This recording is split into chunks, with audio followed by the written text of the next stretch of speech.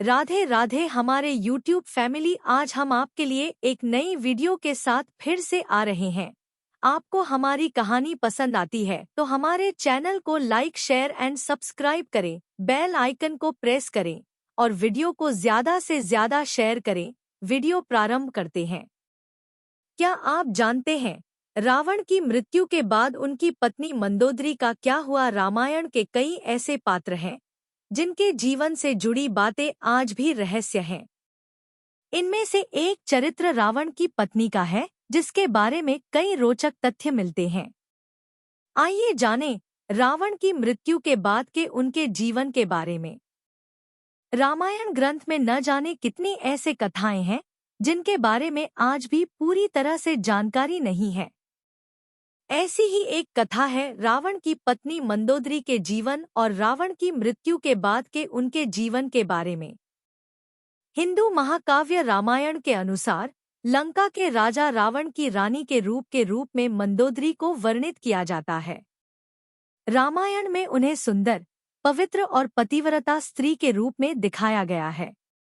उन्हें रामायण काल की सबसे सुंदर पंचकन्याओं के रूप में जाना जाता है और मान्यता है कि उनके नाम से कई बाधाएं दूर होती हैं। आइए जानें रावण की मृत्यु के बाद मंदोदरी के जीवन के बारे में कुछ प्रचलित कथाओं के बारे में। कौन थी मंदोदरी? मंदोदरी असुरों के राजा मायासुर और अप्सरा हेमा की बेटी थी।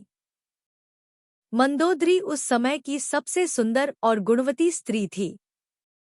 इसी वजह से लंकापति रावण ने उनसे विवाह किया और वो लंका की पटरानी बनी। मंदोदरी के दो पुत्र को मेघनाद और अक्षय कुमार थे। हालांकि कुछ पौराणिक कथाओं में माता सीता को भी मंदोदरी की पुत्री के रूप में वर्णित किया जाता है। मंदोदरी को एक पतिव्रता स्त्री के रूप में याद किया जाता है और अपने पति रावण के लाख दोषों के बावजूद मंदोदरी उनसे प्रेम करती थी और उन्हें अपना सर्वस्व मानती थी। यही नहीं, मंदोदरी रावण को हमेशा सन्मार्ग पर चलने की सलाह देती थी। रामायण में रावण के प्रति उसके प्रेम और निष्ठा का वर्णन मिलता है। रावण की मृत्यु के बाद मंदोदरी का क्या हुआ? रावण की मृत्यु के बाद मंदोदरी का क्या हुआ? मंदोदरी के बारे में कुछ रोचक तथ्य। मंदोदरी हेमा नाम की अप्सरा की बेटी थी। एक बार देवराज इंद्र की सभा में ऋषि कश्यप के पुत्र माया की दृष्टि हेमा पर गई और वह उस पर मोहित हो गए। माया ने हेमा के सामने शादी का प्रस्ताव रखा। शादी के बाद हेमा ने मायासुर की बेटी को जन्म दिया, जिसका नाम मथुरा रखा गया। अप्सरा की पुत्री होने के कारण मथुरा अत्यंत सुंदर और आकर्षक थी। जब मंदोदरी का विवाह हुआ तो उसके पिता मयासुर ने योग्य वर की खोज शुरू की, लेकिन उसे अपनी सुंदर पुत्री के योग्य कोई वर नहीं मिला। मयासुर ने मंदोदरी को रावण से मिलवाया।